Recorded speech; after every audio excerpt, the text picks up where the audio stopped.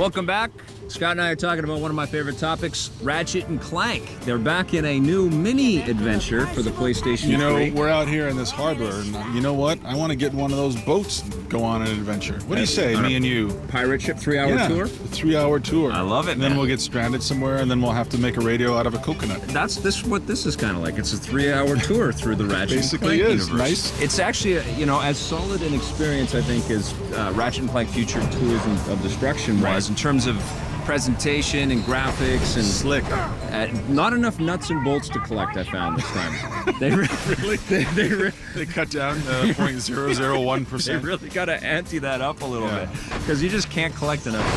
It's like the whole game is one big sea of nuts and bolts. I love it, though. Dive into. It's ridiculous. Yeah, you feel like you're getting somewhere even when you're not. I know, you really do. And that's the thing. There is it's no genius of Ted Price. You love that, man. I'm sorry. It's like me with The Dark Knight, mentioning it in every episode of Electric Playground. Every time you're on Reviews on the Run, you got to say Ted Price. I love it. It's all good.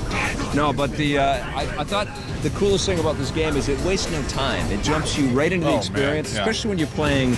We were reviewing other stuff this week too, and we were looking at some very slow adventure games. Other crap. So when you walk away from those games and jump into this, it's just like, here's visual stimulation. Yeah. Here's all the things that you can play with. Things flying everywhere, spaceships soaring over. It's platforming candy is what this really is. And especially if you feasted on a diet of candy of video games for many years like you and I have, it's really just jumping in. It's a language we all know. You know what? I enjoy it. I go back to 1996 and Super Mario 64, which was really pioneered the whole third-person action genre. Yes. And now here I wonder sometimes if Insomniac hasn't perfected it. Yeah, I mean, it's really an extrapolation of that 3D platforming genius of that game. The open world.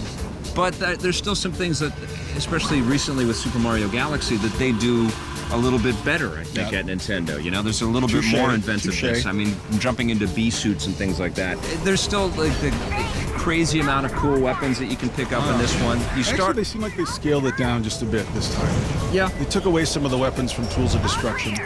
You start off with the big collection, and then they take them all away. You pick up some new ones. Slowly, randomly gain them all back. But it isn't as many, right? You're absolutely correct. The theme from Tools of Destruction that I really liked that they picked up on with Quest for Booty, obviously, is the pirate theme. It was the best part of Tools of Destruction. It was great. And Insomniac very wisely capitalized on that.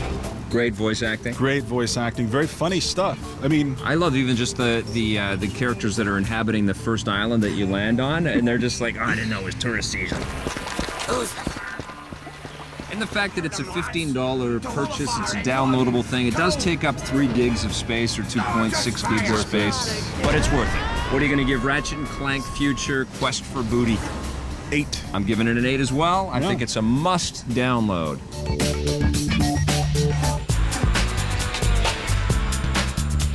Today in hardware, we're talking about a new PSP, fairly new.